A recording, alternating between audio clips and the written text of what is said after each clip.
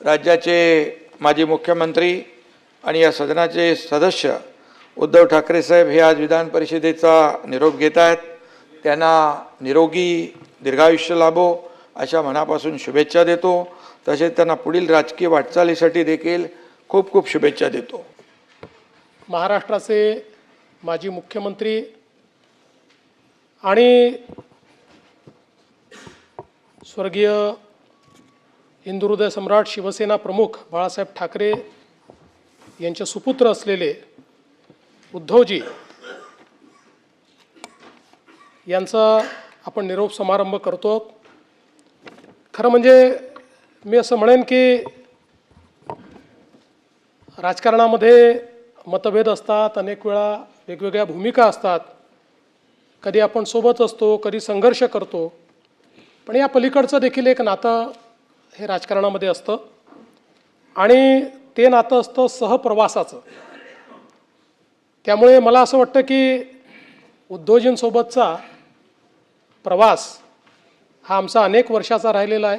अनेक वर्षाचे आम्ही सहप्रवासी राहिलो आणि निश्चितपणे अनेक चांगल्या गोष्टी समाजाकरता राज्याकरता एकत्रित करण्याची संधी देखील आम्हाला प्राप्त झाली। आणि मला असं वाटतं की एकूणच खरं तर उद्धवजींचा जो काही स्वभाव आहे, त्यांचं जे व्यक्तिमत्व आहे, यामध्ये राजकारण थोडं कमी आहे। म्हणजे मुळात मला असं वाटतं की त्यांचा स्वभाव राजकारणी नाही आणि त्यामुळेच अनेक वेळा ते जे काही निर्णय घेतात त्या निर्णयांमुळे ठीक आहे, म्हणजे परिस्थिती वेगवेगळ्या पद्धतीची उद्भवते, पण हा एक गुण मला असं वाटतं की जो हिंदू हृदय सम्राट बाळासाहेब ठाकरेंचा देखील होता की एकदा ठरवलं की निर्णय घेऊन टाकायचा, तशा पद्धतीचा स्वभाव हा उद्धवजींचा आहे। उद्धवजी तसे छायाचित्रकार आहेत आणि अतिशय ज्याला आपण म्हणतो निष्णांत तज्ज्ञ सुप्रसिद्ध अशा प्रकारचे ते छायाचित्रकार आहेत।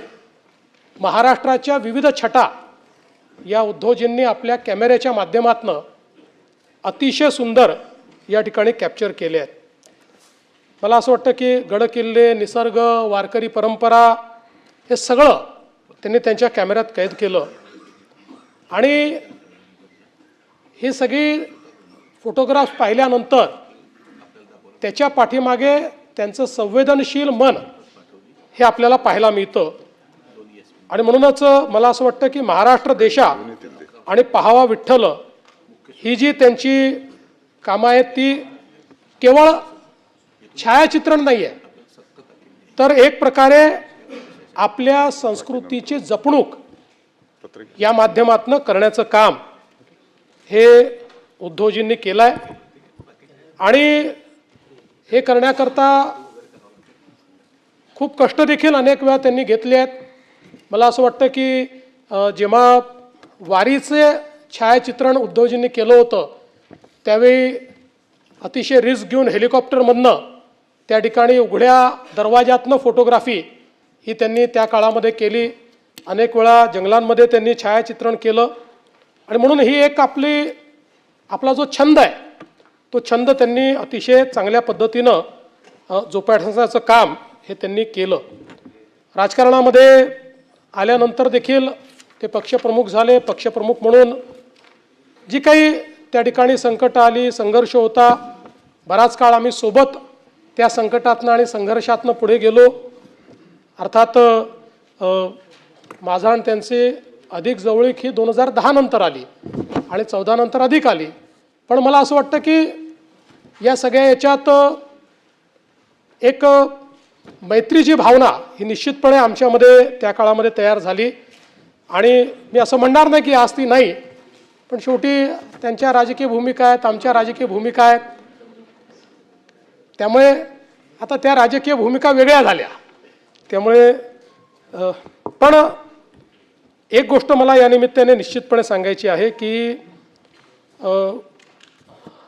राजकारणामध्ये काम करत असताना अनेक वेळा मी हे बघितलं की एखादा निर्णय घेत असताना त्याच्या परिणामांची त्यांनी चिंता केली नाही आणि विशेषतः एक जो गुण म्हणजे त्यांची शिवसेना असो की आमच्या शिंदेसाहेबांची शिवसेना असो, जो हिंदू हृदय सम्राट शिवसेना प्रमुख बाळासाहेब ठाकरेंनी या ठिकाणी एक राजकारणात वेगळा पायंडा पाडला की सामान्यातल्या सामान्य माणसाला देखील, ज्याला राजकीय चेहरा नाही अशा व्यक्तीला देखील राजकीय चेहरा देणं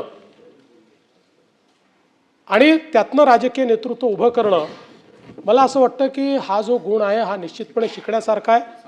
बाळासाहेबांनी निश्चितपणे तो गुण आपल्या सर्वांना दिला, उद्धवजींनी जोपासला. आज शिंदेसाहेब देखील आपण जर बघितलं तर राज्यसभेच्या यावेळच्या निवडणुकीत त्यांनी ते जपण्याचंच काम या ठिकाणी केलेलं आपल्याला पाहायला मिळतं. एक गोष्ट आहे की पु ल देशपांडेंना कोट्याधीश म्हणतात, पण पुलंनंतर जर कोट्याधीश ही उपाधी कोणाला द्यायची असेल तर ते मी उद्धवजींनाच देईल. हा अर्थात नाही, ते कागदांच्या नाही, शब्दांच्याच. आणि मला असं वाटतं की त्यांच्या बोलण्यामध्ये अनेक वेळा आपण पाहतो की मिश्किलपणा असतो, अनेक वेळा सहजतेनं, म्हणजे त्यांची जी काही भाषणाची पद्धत देखील आहे ही देखील अतिशय सहजतेनं बोलण्याची किंवा एखाद्या संवादाची अशा पद्धतीनं ते या ठिकाणी सातत्याने बोलताना आपल्याला दिसतात.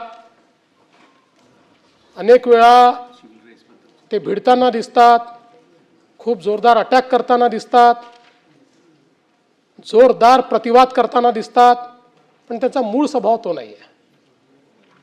त्यांचा मूळ स्वभाव जो आहे तो मला असं वाटतं की थोडा शांत आहे, संयमी आहे, संबंध ठेवण्याचा त्यांचा मूळ स्वभाव आहे. पण राजकारणात आपल्याला वेगवेगळ्या प्रकारचा आवेश आणावा लागतो, त्याप्रमाणे तो आवेश देखील आणताना आपण त्यांना पाहतो. पण या सगळ्या परिस्थितीमध्ये मला एक गोष्ट निश्चितपणे अशी वाटते की आता या सभागृहामध्ये ते 6 वर्ष होते, कदाचित त्यांनी ठरवलं तर पुढच्या वेळेसही ते 6 वर्ष या ठिकाणी येतील. पण उद्धवजी, आम्हाला या सभागृहात तुमच्या कोट्या कमी ऐकायला मिळाल्या, त्यामुळे जर तुम्ही निर्णय घेतला आणि पुढच्या वेळेस पुन्हा आलात तर जरा जास्त कोट्या तुमच्या आम्हाला या सभागृहात ऐकायला मिळाव्यात, अशा प्रकारची माझी अपेक्षा आहे.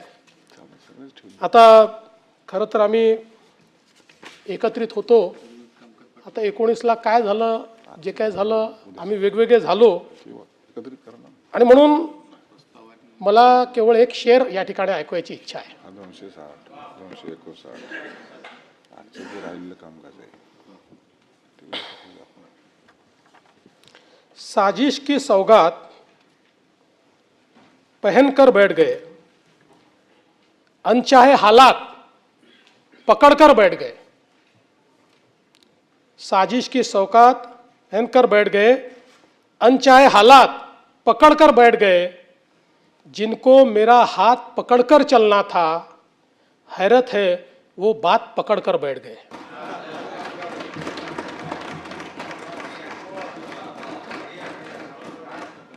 पण ठीक आहे, आता कुठलाही आपला रस्ता असला तरी तुम्हाला खूप शुभेच्छा आहेत.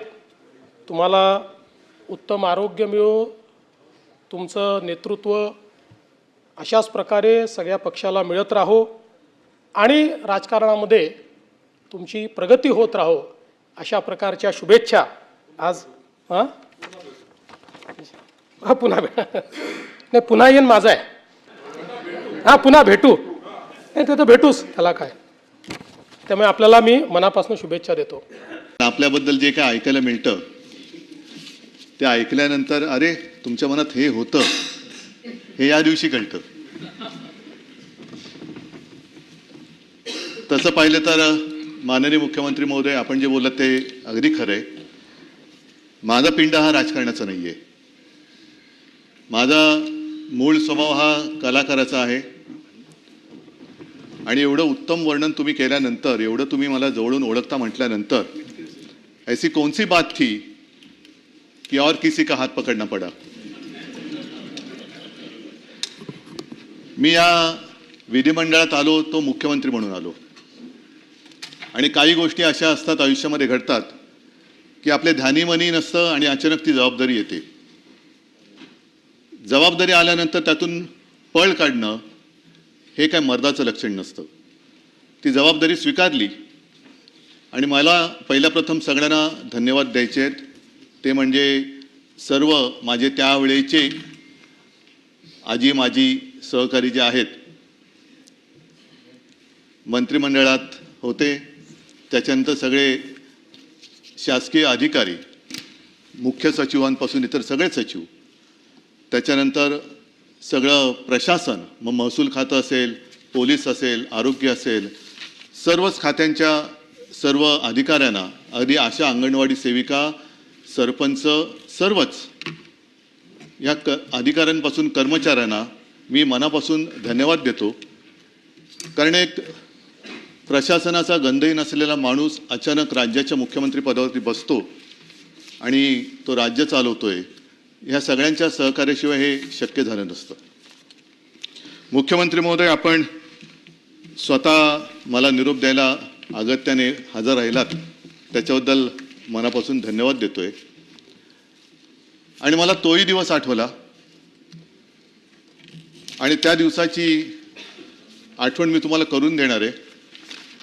पण काल एकूण जे काही विधिमंडळात घडलं ते बघितल्यानंतर तो दिवस मला का आठवलं ते सांगतो. कारण आपणच म्हणाला होतात ज्ञानेश्वरांचं भारूड, काट्याच्या आणीवर वसली 3 गावे, 2 ओसाड 1 वसेची ना. आता त्या गावची पाटीलकी आपल्याकडे. आता ते आणीवरची 3 गावामध्ये एक गाव आणीवर गेलेलं आहे, बाकी गावांचं काय झालं हे त्या गावकऱ्यांना माहिती आहे. आणि साहजिकच आहे, ज्ञानेश्वरांची आठवण आल्यानंतर एक गोष्ट आवर्जून सांगावीशी वाटते की ज्ञानेश्वर महाराज हे कोणत्या शतकात होऊन गेले, 12व्या 13व्या. त्यावेळेला ज्ञानेश्वरांनी रेड्याकडनं वेद म्हणून घेतले होते. आता त्यापासून आतापर्यंत आपण या शतकात आल्यानंतर स्वार्थासाठी रेडे कापले जातात. हा कोणता महाराष्ट्र कोणत्या दिशेने चाललेला आहे. आणि आपलं स्टेटमेंट मी कालच्या सभागृहातलं काळजीपूर्वक ऐकलं. नाशिकच्या बाबत जे आपण एक भूमिका घेतली त्याच्याबद्दल मी आपल्याला धन्यवाद देतोय.